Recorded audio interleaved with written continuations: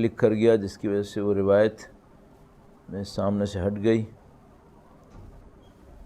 وَمَنْ أَغَاثَ فِيهِ مَلْهُوفًا آمَنَهُ اللَّهُ مِنَ الْفَزَعِ الْأَكْبَرِ يَوْمَ الْقِيَامَةِ. فرمایا اور جس شخص نے اس مہینے میں کسی بیچارے کی مدد کی، اور وہ بیچارے کا مطلب میں نے آپ کی خدمت میں عرض کر دیا، یعنی ایسا کوئی شخص ہے جو مظلوم واقع ہوا ہے، اس کا حق پامال ہوا ہے، کوئی اس کا حق نہیں دے رہا ہے، اگر کی تو کیا ہوگا؟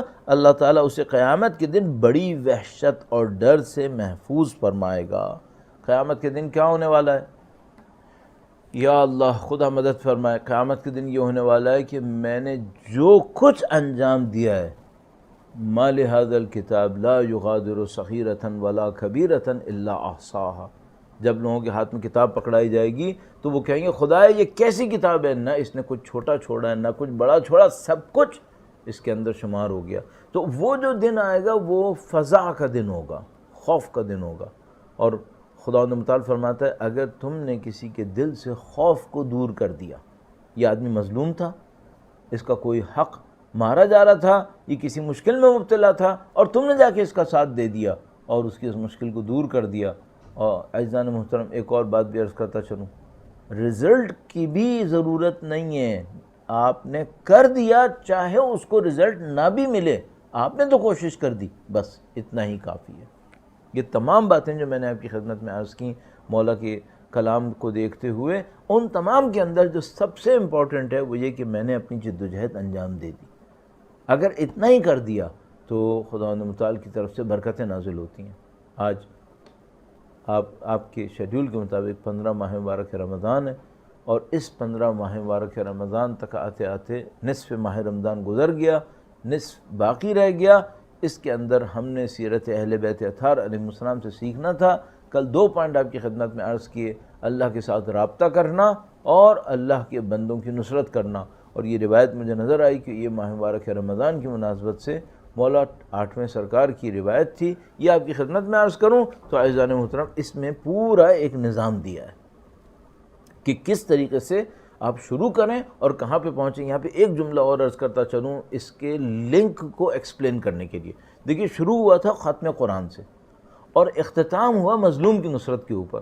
یہاں پہ بھی ایک پوائنٹ ہے، اور وہ پوائنٹ یہ ہے کہ بہت بڑے بڑے کام جو میں اور آپ بعض اوقات انجام دینے چاہتے ہیں اور ان کی طاقت اور اس کی توفیق کبھی ملتی ہے اور کبھی نہیں ملتی، اس کی بنیاد خدا سے رابطے میں ہے، اس کی بنیاد اللہ کی بندگی اور اطاعت کے اندر ہے. اگر میں اور آپ، ہمارے پاس روایت موجود ہے، اگر تم اپنے چھپے ہوئے رابطے کو خدا سے اچھا کر لو تو خدا جو تمہارا اور بندوں کا کھلا ہوا رابطہ ہے اس کو اچھا کر دے گا. اگر میں اور آپ اپنے اور خدا کے رابطے کو اچھا کر دیں تو خدا ہمارے اور بندوں کے رابطوں کو اچھا کر دے گا. تو اگر کوئی چاہتا ہے کہ مثلا کسی مظلوم کی مدد کرے اور معاشرے کے اندر کوئی پازیٹیو کام کرے تو اسے شروع کہاں سے کرنا چاہیے؟ نہ کہ میں کہہ رہا ہوں کہ مثلا 10 سال پہلے یہ کرے اور پھر بعد میں، نہیں، سائملٹینیس کرے لیکن پرائورٹی بنا لے. اس کو شروع کرنا ہے اللہ کے ساتھ اچھے رابطے کے ذریعے سے، اچھے رابطے کو بنائیں. اتفاقاً آج ہی ایک آیت اللہ کا میں بیان دیکھ رہا تھا، اس میں انہوں نے ایک جملہ بہت سخت کہا. انہوں نے کہا کہ اگر کوئی دینی طالب علم ہے اور وہ دینی طالب علم نماز شب نہیں پڑھتا ہے تو کہنے لگے کہ میرے خیال میں اس کو چاہیے دینی طالب علم نہ بنے، جا کے کوئی بزنس کر لے، کوئی جاب کر لے، وہ اس کے لیے زیادہ بہتر ہے. انہوں نے اتنی سخت بات کہی. اور وہ کیوں کہا؟ انہوں نے کہا بھئی یہاں سے توفیقات شروع ہونی ہے تمہارے لیے. اگر تم نے اسی دروازے کو بند کر دیا تو تمہیں کیا توفیق ملے گی؟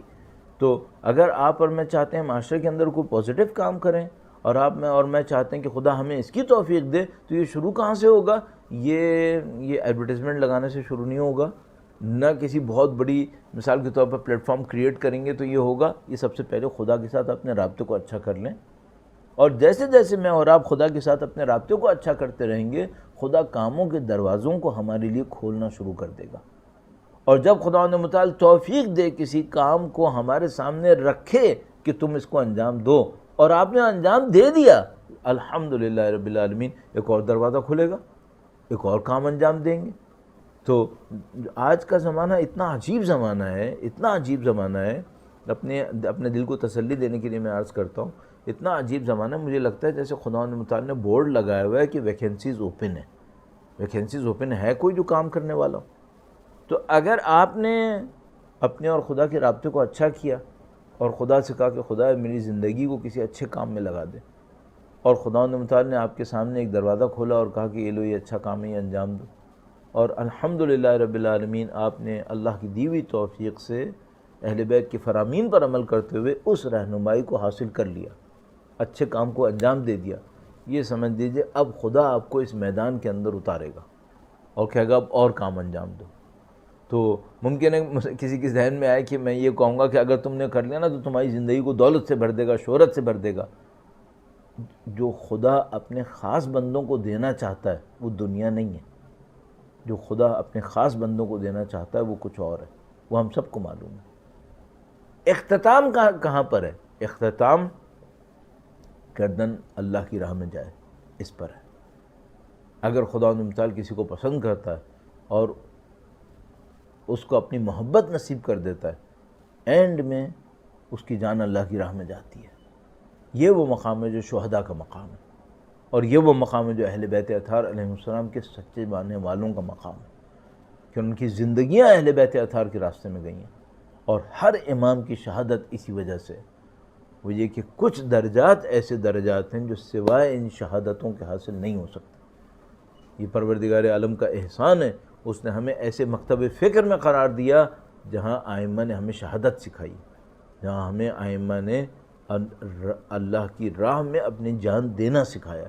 اور یہ کب میں اثر ہوتا ہے؟ تمام باتوں کو میں پھر دوبارہ پلٹاؤں گا۔ پہلے بندگی کرو، اللہ کی عبادات میں خلوص لے کر آؤ، رابطوں میں خلوص لے کر آؤ۔ جب اس کام کو لے کے آگے بڑھو گے خدا توفیقات دے گا، چھوٹے کام دے گا، اس سے بڑے کام دے گا، پھر ایک موقع آئے گا خدا متعال اتنا بڑا کام دے گا کہ اس کو کرنے میں تمہاری جان جائے گی۔ اور یہ وہ کامیابی کی انتہا ہوگی کہ انسان کی زندگی ایک اچھے مقصد کی خاطر قربان ہو جائے۔ جیسے کہ یہ دور ہمارے سامنے بڑا اچھا دور ہے اس اعتبار سے کہ بڑے نامی گرامی لوگ ایسے کہ جنہوں نے اپنی زندگیوں کو اہل بیت کی راہ میں رکھا اور اس کے نتیجے میں کامیابیاں حاصل کی، سعادتیں حاصل کی، شہید قاسم کی طرح اور باقی شہداء کی طرح۔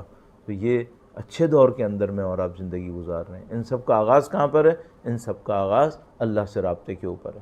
ماہ مبارک رمضان ہے، اہل بیت اطہار علیہ السلام کی فضیلت کے ایام ہیں اور ان کی خوشیوں کے ایام ہیں، ان سے سیکھنے کے ایام ہیں، اور میں اور آپ آہستہ آہستہ شب قدر کی طرف بڑھ رہے ہیں، ایام اور شبۂ شہادت کی طرف جا رہے ہیں۔ اپنے آپ کو بہتر سے بہتر تیار کیجئے، اہل بیت اطہار علیہ السلام کی فرامین کی روشنی میں خدا سے اپنے رابطے کو بڑھائیں تاکہ معاشرے میں میری اور آپ کی زندگی کا اچھا اثر پڑ سکے، اور انشاءاللہ اس پازیٹیو امپیکٹ کے ساتھ میں اور آپ اس دنیا میں زندگی گزاریں اور جائیں تو سرخرو ہوں۔ شہید نمر کا وہ قول بڑا خوبصورت قول ہے جو انہوں نے شہادت سے کچھ وقت پہلے ایک تقریر میں ارشاد فرمایا تھا، آپ نے شاید وہ کلپ میں دیکھا ہوگا، اور انہوں نے کہا کہ ہم یا تو زمین کے اوپر باقی رہیں گے احرار، آزاد انسان، یا زمین کے نیچے رہیں گے ابرار، پاکیزہ انسان، کامیاب انسان۔ تو یہ زندگی کا معیار ہے، زندگی کے اوپر رہے، زمین کے اوپر رہے احرار، آزاد انسان۔ آزاد انسان نہ صرف سیاسی آزادی، گناہوں سے آزادی، خواہشات نفسانی کی قیود سے آزادی، احرار رہے، زندہ حر بن کے زندہ رہے، اور جب زندگی اور دنیا اگر زمین کے نیچے جائے تو پھر ابرار بن کے رہے، اللہ کے نیک بندوں کے اندر شامل ہو کر رہے۔ یہ زندگی کا ہدف ہونا چاہیے انشاءاللہ۔ کوئی اس طرح زندگی گزارے تو خدا تعالیٰ اس کا انتخاب کرتا ہے شہادتوں کے لیے اور امامت کی نصرت کے لیے۔ پروردگار انشاءاللہ ہم سب کو نصیب فرمائے۔ خدا سے دعا کرتے ہیں خدایا امامت کا ذکر ہے اور امام حسن مجتبیٰ سے منسوب ایام تھے، خدایا تجھے واسطہ نبی اولاد نبی کا اس قلیل کو اپنی بارگاہ میں قبول فرما، ان کی نورانیت سے ہمارے قلوب کو منور فرما، دنیا اور آخرت میں اہل بیت کی ہمراہی نصیب فرما، امام کی تشریف آوری کا دن دیکھنا نصیب فرما، ان کی نصرت اور ان کی نصرت کی راہ میں شہادت نصیب فرما۔ ربنا تقبل منا انک انت السمیع العلیم وتب علینا انک انت التواب الرحیم بجاہ محمد و عطرتہ الطاہرین۔ أيها